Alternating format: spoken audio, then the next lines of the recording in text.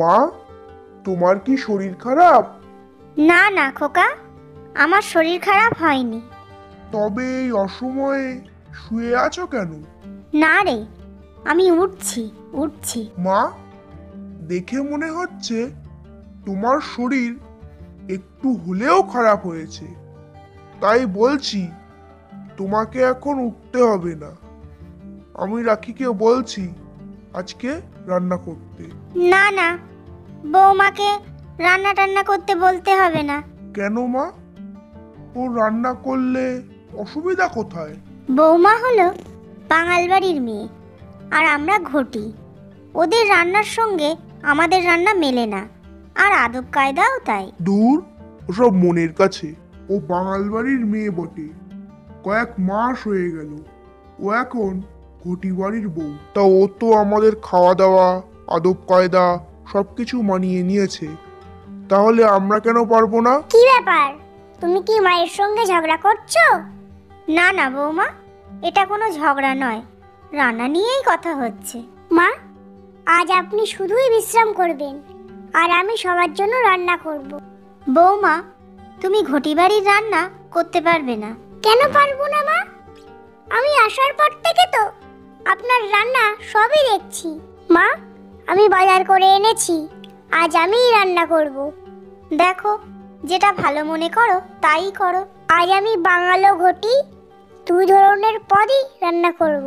এই যেমন চিংড়ি কিনেছি, যা ঘটিদের খুব প্রিয়, আর এই চিংড়ির মালাইকারি রান্না করব নারকেলের দুধ দিয়ে।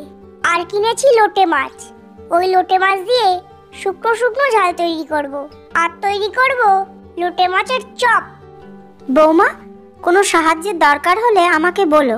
ঠিক আছে মা, দরকার হলে ডেকে নেব। এখন আপনি গিয়ে একটু বিশ্রাম করুন। ঠিক আছে ঠিক আছে, তবে হাত পা পুড়িয়ে বসো না যেন। না মা না, আমি সব পারবো, কোনো অসুবিধা হবে না। আর অসুবিধা হলে আপনি তো আছেনই। এই তো মালাইকারি হয়ে গেছে, এবার লোটে মাছটা রাঁধবো। কেমন একটা বিশ্রী গন্ধ পাচ্ছি। দোকানদার বৌমাকে পচা মাছ দিয়ে দিল নাকি? যাই, রান্নাঘরে গিয়ে দেখে আসি তো একটু। বৌমা, দোকানদার তোমাকে ঠকিয়ে পচা মাছ দেয়নি তো? না মা, আমি হাত দিয়ে দেখে নিয়েছি, মাছ পচা না। তাহলে পচা গন্ধ বেরোচ্ছে কেন? মা, আমি প্রথমে চিংড়ি মাছের মালাইকারি করেছি, আর এখন করছি লোটে মাছের শুকনো ঝাল। কি বললে বৌমা? আমরা লোটে মাছ খাই না, ওসব তো বাঙালদের খাবার। তাতে কি হয়েছে মা? আমি বাঙাল হয়ে এতদিন ঘটি বাড়ির রান্না খেয়েছি, আর আপনারা একদিন একটু কষ্ট করে বাঙালদের রান্না খান, দেখবেন ভালো লাগবে। আমি খেতে পারলেও খোকা কিন্তু খেতে পারবে না। মা, আপনার ছেলের ব্যাপারটা ছেড়েই দিন, ওটা আমি দেখে নেব। তবে আপনি খাবেন তো? আমি না হয় খেলাম, কিন্তু খোকা খুব রাগ করবে। ও হয়তো আজ ভাতই খাবে না।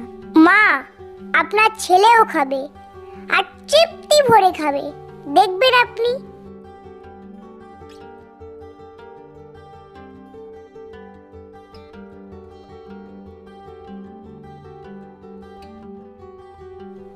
ওই তো খোকা চলে এসেছে। চলো, আমরা তিনজনে আজ অনেক দিন পর একসঙ্গে খাবো। মা, তোমার বয়স হয়েছে, তুমি আগে খেয়ে নাও, আমরা পরে খাবো। রাখি, লোটে মাছের গন্ধ বেরোচ্ছে মনে হচ্ছে। তুমি কি লোটে মাছ এনেছো, নাকি পাশের বাড়ি থেকে গন্ধ আসছে? খোকা, তুই ঠিক ধরেছিস। বৌমা বাজার থেকে লোটে মাছ কিনে এনেছে, আর তা রান্নাও করেছে। তুই বৌমাকে কিছু বলিস না, ও বেচারি না বুঝে করে ফেলেছে।